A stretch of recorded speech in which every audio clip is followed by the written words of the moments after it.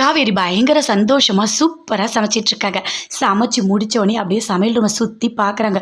ஐயோ, என்ன இது இப்படி சமைச்சிருக்கும், அலங்கோலமாக இருக்கே அப்படின்னு சொல்லிட்டு பார்த்துட்ருக்காங்க. சரி, எல்லாமே சரி பண்ணிக்கலாம் அப்படின்னு சொல்லிட்டுருக்காங்க. அதுக்குள்ளே பாட்டி வராங்க. வந்தோடனே சுற்றி பார்க்குறாங்க. ஐயோ, என்ன பண்ணி வச்சுருக்க, எங்கள் சமையல் ரூமை இப்படி மாற்றி வச்சுருக்க, இவ்வளோ மோசமாக இருக்குது, வர கோவத்துக்கு அப்படின்னு சொல்லிட்டு பாட்டி பயங்கரமாக கோவப்படுறாங்க. இல்லை இல்லை, இதெல்லாம் நான் க்ளீன் பண்ணிடுறேன் அப்படின்னு சொல்லிட்டு காவேரி சொல்கிறாங்க. பின்ன நீ தான் க்ளீன் பண்ணணும், நாங்களா க்ளீன் பண்ணுவோம் அப்படின்னு சொல்லிட்டு பாட்டி பயங்கரமாக கத்துறாங்க. எப்படி பண்ணி வச்சுருக்கா, இங்கே பாரு, அப்படியே போய் தூங்கிடாட, நாற்ற அடிச்சிடும், ஃபுல்லாக ஒழுங்காக க்ளீன் பண்ணு அப்படின்னு சொல்லிட்டு பாட்டி சொல்கிறாங்க. பாட்டி, எல்லாமே நான் பண்ணிடுறேன், நீங்கள் தேவையில்லாமல் டென்ஷன் ஆகாதீங்க, நீங்கள் போய் சாப்பிட்றதுக்கு உட்காருங்க, நான் வரேன் அப்படின்னு சொல்லிட்டு காவேரி சொல்கிறாங்க. எல்லாருமே வாங்க வாங்க சாப்பிட வாங்க அப்படின்னு சொல்லிட்டு காவேரி எல்லாரையுமே கூப்பிடுறாங்க. விஜய், தாத்தா எல்லாருமே சந்தோஷமாக வராங்க. உங்களுக்கு பிடிச்ச எல்லா டிஷ்ஷும் நான் பண்ணி வச்சுருக்கேன், சாப்பிட்டு எப்படி இருக்குன்னு சொன்னால் போதும் அப்படின்னு சொல்லிட்டு காவேரி சொல்கிறாங்க. ஐயோ கடவுளே, எப்படி இருக்க போதோ தெரியலையே அப்படின்னு சொல்லிட்டு பாட்டி அவங்க எல்லாருமே பார்க்குறாங்க, அப்படியே சாப்பிட்றாங்க. சரி கொடு அப்படின்னு சொல்லிட்டு சாப்பிட்டுட்டு இருக்காங்க. நல்லா தான் இருக்குது, சூப்பு நல்லா இருக்கா அப்படின்னு சொல்லிட்டு காவேரி கேட்குறாங்க. நல்லா தான் இருக்குது அப்படின்னு சொல்லிட்டு விஜய் சொல்கிறாரு. சூப்பராக இருக்குமா அப்படின்னு சொல்லிட்டு தாத்தா சொல்கிறாரு. பரவாயில்ல, ஓரளவுக்கு சாப்பிட்ற மாதிரி தான் இருக்குது அப்படின்னு சொல்லிட்டு பாட்டி சொல்கிறாங்க. அதை கேட்டோடனே தாத்தாவுக்கு பயங்கரமாக கோவம் வருது. என்ன பேசிகிட்டு இருக்க, உனக்கு கூட தான் கல்யாணம் பண்ண புதுசில் சமைக்கவே தெரியாது, ஒரு தோசை சுடுத்தனா கூட அவ்வளோ கஷ்டப்படுவேன், அதுக்கப்புறம் தான் நீ எல்லாமே கற்றுக்கிட்ட, அதே மாதிரி தான் காவேரி எல்லாமே கற்றுப்பா அப்படின்னு சொல்கிறாரு. அதை கேட்டோடனே பாட்டிக்கு பயங்கரமாக கோவம் வருது. எதுக்காக நீங்கள் இப்படி பேசிகிட்டு இருக்கீங்க? ஆமாம், அப்போ நான் அப்படி தான், வீட்டில் நான் எதுவுமே கற்றுக்கல, அதே மாதிரி தான் போக போக காவேரி சூப்பராக சமைப்பாங்க அப்படின்னு சொல்லிட்டு தாத்தா சொல்கிறாரு.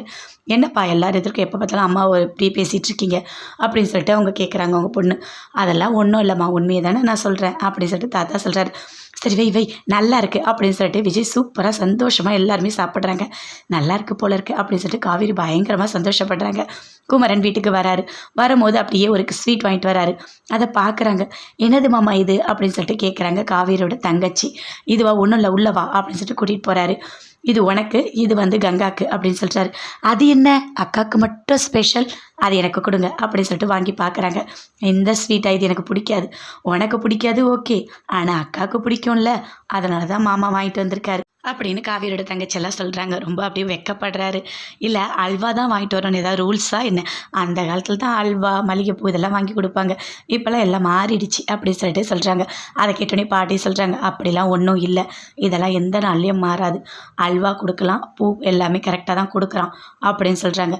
அல்வா கொடுத்தா ஒரு மாதிரி நெஞ்செலாம் கறிக்கும்ல நைட்டில் சாப்பிட்டா? ஆமாம், நெஞ்சு கறிக்கும் தான், அப்போ நைட்லாம் தூங்க மாட்டாங்க அப்படின்னு சொல்லிட்டு பாட்டி சொல்கிறாங்க. என்ன இப்படிலாம் பேசிகிட்டு இருக்கீங்க அப்படின்னு சொல்லிட்டு, சரி கொடுங்க அப்படின்னு சொல்லிட்டு வாங்கி கங்கா சாப்பிட்றாங்க. பயங்கர சந்தோஷமாக குமரன் கங்கா 2 பேருமே பேசிகிட்டு இருக்காங்க. ராகினி பயங்கர கோவமாக வீட்டில் இருக்காங்க. அப்போ கரெக்டாக பசுபதி வராரு. வந்த உடனே கேட்குறாரு, என்னம்மா என்ன ஆச்சு அப்படின்னு சொல்லிட்டு. அப்பா, உங்களுக்கு ஒன்று தெரியுமாப்பா, என்ன நடந்ததுன்னு சொல்லுமா, நீ சொன்னால் தானே தெரியும், நான் போய்ட்டு நிவீனை பார்த்தேன், அவனை எதுக்குமா பார்க்குறேன் அப்படின்னு சொல்லிட்டு அவங்க அப்பா கேட்குறாரு. இல்லைப்பா, அவனை பார்த்தேன், அவன் என்ன தெரியுமா சொல்கிறான், இன்னும் கொஞ்ச நாள் நான் காவேரி கல்யாணம் பண்ணிப்பேன் அப்படின்னு சொல்கிறான்ப்பா அப்படின்னு சொல்லிட்டு ராகினி சொல்கிறாங்க. அவன் கிடக்கிறமா பைத்தியக்கார பையன், அவன் ஒன்று சொல்லிகிட்டு இருப்பான், அதெல்லாம் நீ கேட்டுட்டு இருப்பியா, நீ கிளம்பி ஊருக்கு வா அப்படின்னு சொல்லிட்டு பசுபதி கூப்பிடுறாரு. அப்பா, அவன் உண்மையாக தான்ப்பா சொல்கிறான், சரி வேற என்ன அப்படின்னு சொல்லிட்டு கேட்குறாரு. அது மட்டும் இல்லைப்பா, இந்த அஜய் இருக்கான்ல, யார் அது, அந்த உங்கள் ஃப்ரெண்டு இருக்கான்ல, அவனோட பையன் அப்படி. ஓ ஆமாம், என்ன இப்போது அப்படின்னு சொல்லிட்டு பசுபதி கேட்குறாரு. அவன்கிட்ட இன்றைக்கி பேசினாப்பா, பேசும்போது என்னை லவ் பண்ணுறேன்னு சொல்லிட்டான்ப்பா அப்படின்னு சொல்கிறாங்க ராகினி. என்னது அவனா, ஐயோ கடவுளே, நான் அவனை கல்யாணம் பண்ணிக்க போகிறப்பா, நீங்கள் போய் அவங்க வீட்டில் பேசுங்க அப்படின்னு ராகினி சொல்கிறாங்க. அதை கேட்டோன்னே பசுபதி பயங்கரமாக ஷாக் ஆகிறாரு. என்னம்மா பேசுகிறேன், அவன்லாம் உனக்கு வேண்டாமா அப்படின்னு சொல்லிட்டு பசுபதி சொல்கிறாரு. அதை கேட்ட உடனே ராகினி பயங்கரமாக கோவப்படுறாங்க. என்னப்பா, நான் கல்யாணத்துக்கு ஒத்துக்கிட்டேன், இதுவே பெரிய சந்தோஷம், நீங்கள் எதுக்காக இப்படிலாம் பேசிகிட்டு இருக்கீங்க அப்படின்னு சொல்லிட்டு ராகினி கேட்குறாங்க. அதுக்கு பசுபதி சொல்கிறார், உனக்கு கல்யாணம் பண்ணிக்கணும்னு ஆசை இருந்தால் 1000 பையனை நான் கூட்டிகிட்டு வந்து நிறுத்துறேன், அவெல்லாம் வேஸ்ட்டுமா, அவெல்லாம் வேண்டாம் அப்படின்னு பசுபதி சொல்கிறார். அதை கேட்டோடனே ராகினி சொல்கிறாங்க, அப்பா, அந்த விஜய் இருக்கான்ல, அதில் பாதி சொத்து இவனுக்கு தான், அது மட்டும் இல்லை, இவன் பிஸ்னஸ்லாம் பண்ணுறான், எல்லாம் கரெக்டாக தான்ப்பா இருப்பான், எனக்கு கல்யாணத்துக்கு ஓகே, எனக்கு போயிட்டு நீங்கள் பேசுங்க, அஜயை நான் கல்யாணம் பண்ணிக்கிறேன் அப்படின்னு சொல்லிட்டு ராகினி சொல்கிறாங்க. அது மட்டும் இல்லைப்பா, நான் இவ்வளோ நாள் வந்து பொறுமையாக இருந்ததே போதும், இதுக்கப்புறம் உங்களை கஷ்டப்படுத்த நான் விரும்பலை, நான் கல்யாணம் பண்ணிக்கிறேன் அப்படின்னு சொல்கிறாங்க. அதை கேட்டோடனே பசுபதி அப்படியே யோசிக்கிறாரு. ஐயோ கடவுளே, அவன் எங்கே நல்லா இருக்கான், பார்க்கவே நல்லாவே இல்லை, அவனை போய் கல்யாணம் பண்ணிக்க போகிற அப்படின்னு சொல்லிட்டு பசுபதி கேட்குறாரு. அப்பா எனக்கு பிடிச்சிருக்கு நீங்கள் பண்ணுங்க அப்படின்னு சொல்லிட்டு ராகினி சொல்கிறாங்க. பயங்கர சந்தோஷமாக குமரன் கங்கா 2 பேருமே பேசிகிட்டு இருக்காங்க. இந்த ஆர்டர் கிடைச்சு நினச்சி எனக்கு ரொம்ப சந்தோஷமாக இருக்குங்க. எல்லாத்துக்குமே காரணமே நீங்கள் தான், அதனால தான் இந்த ஆர்டர் நமக்கு கிடச்சிருக்கு அப்படின்னு கங்கா சொல்கிறாங்க.